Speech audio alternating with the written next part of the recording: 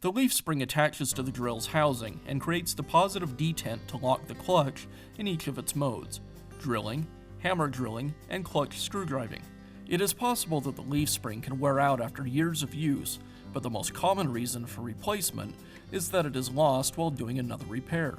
If you still have your leaf spring, but it has fallen out of the drill and you just can't figure out where it goes, this video will help you out with that as well. I'll begin by removing the battery. Now remove the rear cover. It's secured with 2 screws.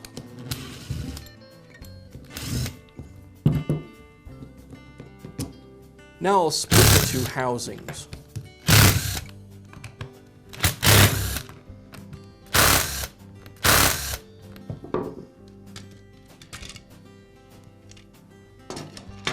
Now remove the brushes. I'll pull the brush spring out of the way, remove the brush clip, and then I can pull the brush from the holder. And I'll do the same thing on the other side.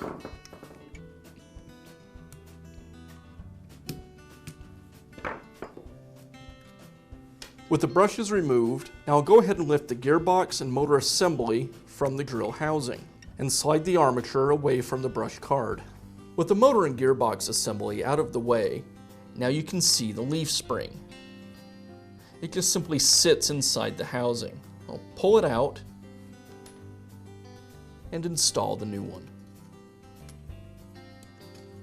I'll place the switch back into the housings, making sure that I line up the change lever with the post on the reversing lever on the switch, and making sure that I get the wires tucked out of the way. Now I can place the motor and gearbox assembly back into the housing. This notch on the field needs to line up with a tab on the lower housing. So I'll rotate that around so it's on the side of the assembly.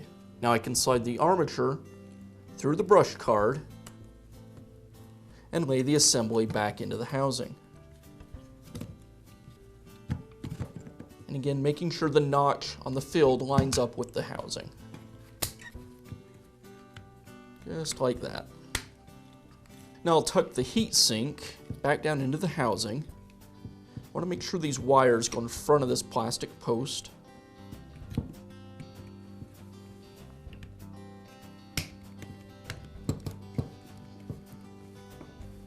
One last check of all the wires.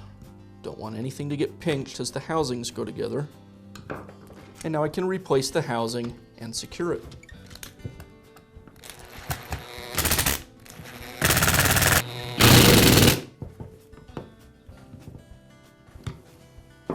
Now we'll replace the brushes.